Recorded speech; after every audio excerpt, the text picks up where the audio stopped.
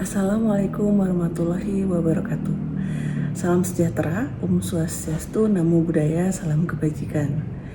Perkenalkan, nama saya Nadia Almira Jordan, dosen program studi arsitektur, jurusan Teknik Sipil dan Perencanaan, Institut Teknologi Kalimantan. Dalam video kali ini, saya akan menjelaskan mata kuliah yang saya ampu, yaitu mata kuliah Desain Tapak. Video kali ini dibuat dalam rangka memenuhi salah satu persyaratan sertifikasi dosen tahun 2023, yaitu pernyataan diri dosen dalam unjuk kerja Tridharma Perguruan Tinggi atau disebut dengan PDD UKT-PT dalam aspek pengajaran. Mata kuliah Desain Tapak merupakan mata kuliah wajib untuk mahasiswa program studi S1, program studi arsitektur Institut Teknologi Kalimantan pada semester 3. Mata kuliah ini memiliki bobot 3 SKS yang terdiri dari 2 SKS teori dan 1 SKS praktikum yang ditempuh dalam waktu 1 semester atau 16 pertemuan. Mata kuliah Desain Tapak mempelajari konsep teoritis dan prinsip pengolahan tapak, yaitu aspek fisik internal, aspek eksternal tapak, sesuai dengan jenis dan fungsi bangunan yang akan dibangun. Dalam mata kuliah ini, mahasiswa akan membawa contoh kasus proyek yang dikerjakan pada mata kuliah studio perancangan arsitektur 1 untuk mengembangkan pada aspek pengolahan tapak.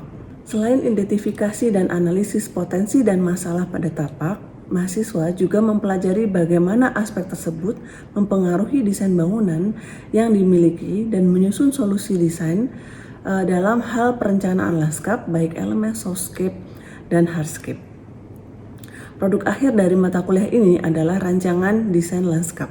Capaian pembelajaran lulusan atau CPL yang dibebankan pada mata kuliah ini antara lain yang pertama, menguasai konsep teoritis tentang perencanaan arsitektur, estetika dan rupa, pengolahan tapak, serta teknologi dan sistem bangunan. Yang kedua, menguasai prinsip dan proses perancangan arsitektur, sains bangunan, perencanaan lanskap, perencanaan dan perancangan kota, perencanaan permukiman dan perumahan, serta arsitektur Nusantara dan pemaknaan dalam arsitektur. Sedangkan capaian pembelajaran mata kuliah atau CPMK adalah mahasiswa mampu menguasai konsep teoritis pengolahan tapak dan prinsip serta proses perencanaan lanskap. Sehingga pokok bahasan pada mata kuliah ini antara lain kontur dan konsep site grading. Yang kedua, sistem drainase permukaan dan subpermukaan. Yang ketiga, sirkulasi tapak. Yang keempat, daya dukung lahan. Yang kelima, elemen softscape dan hardscape. Yang keenam, prinsip site lighting dan sistem kelistrikan site. Dan yang ketujuh, jenis dan pola perkerasan. Untuk memperkaya pengetahuan yang diajarkan, materi perkuliahan dilengkapi dengan buku referensi, yaitu buku referensi utama, analisis tapak, pembuatan diagram informasi bagi perancangan arsitektur oleh Edward T. White, dan yang kedua komponen perancangan arsitektur lanskap oleh Rustan Hakim. Dan beberapa sumber referensi buku dan artikel lainnya yang diinformasikan pada saat tatap muka. Sebagai mata kuliah yang memiliki bobot SKS praktikum, pembelajaran dilaksanakan secara sinkronus dan asinkronus, yang berfokus pada pencapaian output dan mendorong keaktifan mahasiswa melalui diskusi kelompok, studi kasus, dan penugasan. Perkuliahan secara sinkronus dilakukan secara tatap muka di kelas atau tatap maya melalui aplikasi telekonferensi seperti Zoom. Sedangkan pembelajaran asinkronus dilakukan melalui pemberian video pembelajaran, bahan bacaan, dan penugasan pada LMS Institut Teknologi Kalimantan. Metode pembelajaran dan evaluasi pembelajaran pada mata kuliah ini akan disesuaikan dengan jenis bahan kajian di setiap pekan perkuliahan. Contohnya, pada bahan kajian yang bersifat teoritis, metode yang digunakan adalah ceramah, tanya jawab, dan evaluasi secara langsung atau sinkronus. Sedangkan pada bahan kajian yang bersifat kontekstual atau membutuhkan konfirmasi ke lapangan atau lokasi studi, akan menggunakan metode ceramah, simulasi, dan evaluasi secara asinkronus karena ada penugasan. Secara umum, evaluasi pembelajaran dalam mata kuliah ini terdapat 3, yaitu yang pertama kuis adalah evaluasi sinkronus secara individu terhadap bahan kajian yang diberikan pada suatu pertemuan. Bobot evaluasi kuis adalah 10%. Yang kedua, tugas review, yaitu tugas yang diberikan secara sinkronus, yang diberikan secara individu atau kelompok, untuk didiskusikan di dalam kelas terhadap bahan kajian tertentu. Bobot tugas review adalah 25%. Sedangkan yang ketiga, tugas gambar, yaitu tugas yang dievaluasi secara asinkronus, diasistensikan kepada dosen pembimbing dan dikerjakan secara individu untuk dipresentasikan pada saat ujian tengah semester dan ujian akhir semester. Bobot evaluasi tugas gambar sebelum ujian tengah semester adalah 30%, sedangkan bobot tugas gambar sebelum ujian akhir semester adalah 35%. Tugas gambar ini merupakan tugas studi kasus yang menjadi indikator capaian pembelajaran mata kuliah dalam bentuk solusi desain tapak terhadap permasalahan yang sudah diidentifikasi oleh mahasiswa. Untuk mengevaluasi tugas gambar digunakan rubrik penilaian yang didasarkan pada tujuan setiap bahan kajian. Demikian deskripsi mata kuliah desain tapak untuk mahasiswa program S1 Program Studi Arsitektur jurusan Teknik Sipil dan Perencanaan Institut Teknologi Kalimantan. Setelah ini merupakan video proses pembelajaran sinkronus tatap muka yang saya lakukan di kelas secara langsung. Oke, selamat siang. Assalamualaikum warahmatullahi wabarakatuh. Waalaikumsalam warahmatullahi wabarakatuh. Oke, apa kabar teman-teman? Alhamdulillah baik ya. Pada pertemuan hari ini di mata kuliah desain tapak saya akan melanjutkan materi tentang klimatologi. Sebelumnya mungkin kita berdoa dulu ya sebelum memulai kelas. Silakan dipimpin Rizky. Jadi teman-teman juga masuk kegiatan sekolah kita pada hari ini, maka kita berdoa untuk agama dan kita masih berdoa dimulai.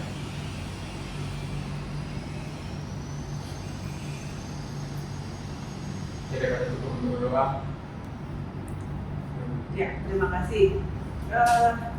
Baik, saya mulai untuk penjelasan materinya. Pada minggu ini sesuai dengan RPS yang sudah disampaikan di LMS, mata kuliah atau pokok bahasan pada hari ini adalah aspek klimatologi. Nanti saya akan menjelaskan mengenai analisis tapak yang berkaitan dengan aspek kondisi sinar matahari, lalu pergerakan angin dan curah hujan. Dan di akhir perkuliahan kalian harus menghasilkan tugas gambar yang dicapai di minggu keempat, yaitu analisis klimatologi dari 3 aspek tadi. Saya ingatkan sedikit tentang materi topografi di minggu lalu, masih ingat? Topografi apa? Untuk ya kondisi lahannya, kondisi permukaan tanah. Jadi kalau di peta topografi kita punya garis kontur itu yang harus kalian gambarkan secara terus-menerus. Di input kita masukkan data konturnya termasuk ketinggian setiap lapisan. Kemudian pada gambar proses kita identifikasi masalah dari perbedaan kontur tersebut, perbedaan ketinggian dari bagian output kita hasilkan respon desain dari kondisi topografi yang ada. Nah ini mungkin bentuknya nanti adalah side grading, sudah dikerjakan? Sudah ya. Jadi side grading termasuk melihat potensi lahan yang akan mempengaruhi bangunan kita. Jadi akan menghasilkan rekayasa tanah yang seperti apa sih yang bisa memberikan dukungan terhadap bangunan yang kita rencanakan. Ya, saya langsung saja ke materi pada pertemuan ini yaitu tentang iklim. Jadi latar belakang kenapa kita harus menganalisis iklim itu adalah dari fenomena urban heat island. Kira-kira kalau dari gambar ini urban heat island itu apa ya? Ada yang mau menjawab? Ya? Menjawab Bu, jadi sepengetahuan saya itu urban heat island itu kondisi ketika satu kawasan di seluruh itu memiliki peningkatan suhu gitu. Jadi dimana ketika dari suhunya berada dalam titik aman normal di sekitar 30 derajat Celcius, tapi tiba-tiba mengalami peningkatan dan itu bisa disebabkan oleh polusi mungkin dari kawasan perkotaan atau mungkin juga kurangnya area hijau di sekitar kawasan dari pulau tersebut. Baik, terima kasih, jawabannya baik sekali. Jadi intinya adalah pemerintah Thailand itu ada fenomena peningkatan suhu permukaan tanah karena ini ya, karena ada pengurangan area hijau di satu kawasan. Biasanya memang terjadi di kawasan perkotaan yang padat bangunan atau yang sudah berubah menjadi perkerasan. Jadi oleh karena itu saat kita membangun di kawasan, terutama di kawasan perkotaan, kita harus memperhatikan kondisi itu di area tersebut karena bisa jadi di sini disebutkan bahwa 3 sampai 10 derajat lebih panas daripada yang masih hijau. Nah, analisis iklim mikro itu bisa mempengaruhi keputusan kita dalam menerapkan desain tertentu pada satu bangunan. Jika di gambar ini ada satu lahan dan satu bangunan, dan kemudian kita identifikasi apa yang curah hujan seperti apa yang terjadi, bagaimana suhu di lokasi tersebut, nah itu mungkin akan dapat memodifikasi elemen-elemen bangunan yang akan kita terapkan. Jadi mungkin awalnya bangunan itu mungkin berbentuk persegi ya, untuk mempermudah perencanaan, bisa jadi nanti sudah tidak berbentuk persegi lagi karena ada respon ya, ada modifikasi dari kondisi itu. Nah, mungkin ada yang kenal bangunan ini? Pernah lihat? Pernah ya? Jadi ini adalah Walt Disney Concert Hall karya Fengeri. Nah, kalau kalian perhatikan dari gambar ini, ya kira-kira bagaimana sih iklim mikro di sekitar sini kalau saya mau membangun di sini ya, membangun di seberangnya, bagaimana kira-kira iklim mikronya? Silau, panas, ya karena apa? Pantulan sinar matahari terhadap material fasadnya, ya karena apapun yang kita terapkan kepada bangunan mungkin akan mempengaruhi iklim mikro tadi. Ya, jadi saat kita mau membangun ya, kalau kita akan merencanakan bangunan di sebenarnya pasti kita akan merespon sekitarnya dulu, apa yang ada di sekitar kita, jangan sampai kita menghadirkan bangunan yang akan merugikan penghuninya nanti. Setelah kita memahami iklim mikro secara umum, kita akan membahas setiap aspek yang terdiri dari sinar matahari, curah hujan, dan angin. Yang pertama adalah sinar dan cahaya matahari. Untuk memahami iklim mikro dari aspek sinar matahari, kita harus mencari intensitas penyinaran, sudut jatuh sinar matahari, dan lama penyinaran serta exposure di kawasan itu saja. Jadi pendataan itu bisa dilakukan selama 1 tahun, kurun waktu 1 tahun, ataupun mengambil data dari biasanya BMKG ya tentang lama penyinaran matahari di kawasan tersebut. Meskipun tidak ada secara spesifik di lahan, tetapi bisa dalam satu kawasan. Nah, setelah kita mendapatkan data, ya, kemudian kita analisis sinar matahari tersebut. Nah, seperti yang kami sampaikan sebelumnya, bahwa kalian harus menggambar input, proses, dan output. Apa saja yang dimasukkan di dalam input, yaitu arah pergerakan datangan sinar matahari, biasanya pakai diagram matahari. Kemudian suhu pada area yang terpapar sinar matahari juga bisa disampaikan bagaimana suhunya. Yang di dalam bagian proses itu teman-teman harus mengidentifikasi kemungkinan area dengan paparan sinar matahari yang menyengat. Jadi di proses kita cari masalahnya atau potensinya. Sehingga pada bagian output kita bisa menghasilkan kemungkinan elemen apa saja yang bisa ditempatkan untuk mengurangi sengatan matahari tadi. Jadi bisa menghasilkan keputusan desain di bagian output. Oh, kalau di sebelah sini tersengat matahari panas, kita harus apa? Nah, ini adalah satu platform atau website ya yang bisa membantu kita untuk mensimulasikan kondisi matahari di jam-jam tertentu, di hari-hari tertentu. Ini ada linknya. Untuk ini kondisinya sudah di kawasan Balikpapan ya, tapi meskipun tidak di spesifik di lahan yang mikro gitu. Jadi biasanya ini secara umum sinar matahari di Balikpapan itu seperti itu. Yang kedua adalah angin. Jadi angin ini bisa jadi mempengaruhi suhu juga pada akhirnya. Jadi input yang harus kita kumpulkan atau data yang harus kita kumpulkan yang pertama adalah arah gerak mata angin. Jadi angin itu berasal dari mana ke mana ya, bergerak dari mana ke mana. Kemudian besaran kecepatannya. Nah, besaran kecepatan itu akan kita jadikan acuan bahwa kondisi di kawasan atau di tapak kita itu nyaman atau tidak dari sisi kenyamanan termal, karena angin akan mempengaruhi suhu tadi ya. Nah, sehingga dari data tersebut kita bisa mengidentifikasi kemungkinan area yang terpapar angin sepanjang hari yang mungkin akan bermasalah. Seperti itu. Kemudian yang kedua, identifikasi kriteria kecepatan angin tadi ya. Kalau kecepatan sekian kira-kira mengganggu atau tidak, atau kecepatan sekian itu angin harus dihalau atau malah diteruskan. Nah, sehingga outputnya adalah kemungkinan elemen desain untuk mengantisipasi potensi dan masalah tadi. Apakah perlu diberi vegetasi yang rimbun atau diberi device tertentu untuk malah meneruskan angin ke dalam tanah. Dan yang terakhir adalah curah hujan.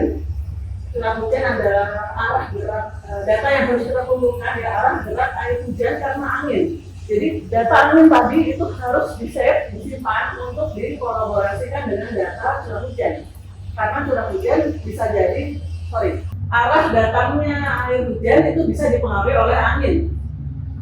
Seperti itu. Sehingga bisa kita identifikasi kemungkinan area yang nanti tempias.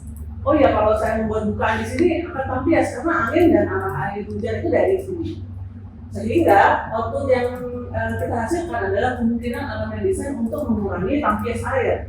Ya, perlu diingat bahwa tampias air di Indonesia itu mungkin tidak bisa di stop, tapi bisa kita kurangi dengan device-device tertentu ya, dengan filter tertentu yang kita terapkan pada fase. Nah, kemudian ini adalah salah satu platform juga yang bisa kita gunakan untuk mengumpulkan data-data tersebut secara real time. Mungkin data utama yang kita gunakan adalah BMKG, tapi kita bisa dukung dengan data Venus-Sky ini. Jadi dia bisa memberikan informasi tentang kondisi cuaca di satu lokasi ya. Mungkin ini skupnya adalah kota dengan perbedaan yang bisa kita atur di sini ya, kriteria yang bisa kita atur, kriteria data yang kita inginkan. Baik, untuk materi tentang klimatologi cukup sekian, gitu ya. Jadi untuk tugas gambar yang disyaratkan di RPS itu segera diasistensikan kepada dosen pembimbing ya. Jangan lupa datanya dilengkapi, diasistensi, dan nanti di pekan depan akan dievaluasi oleh dosen pengampu yang mengisi di pekan depan. Sudah jelas? Jelas.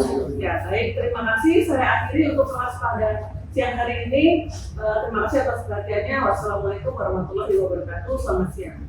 Waalaikumsalam. Demikian penjelasan mengenai mata kuliah desain tapak dan proses pembelajaran yang saya lakukan. Semoga video ini dapat memberikan gambaran mengenai kinerja saya dalam aspek pengajaran. Saya mengucapkan terima kasih kepada seluruh panitia sertifikasi dosen, Direktorat Sumber Daya, Direktorat Jenderal Pendidikan Tinggi, Riset dan Teknologi, Kementerian Pendidikan Kebudayaan, Riset dan Teknologi Republik Indonesia, dan saya mengucapkan terima kasih kepada Institut Teknologi Kalimantan. Tak lupa saya ucapkan terima kasih kepada jurusan Teknik Sipil dan Perencanaan, rekan sejawat dosen, dan rekan-rekan mahasiswa. Atas perhatian yang diberikan, saya ucapkan terima kasih. Wassalamualaikum warahmatullahi wabarakatuh.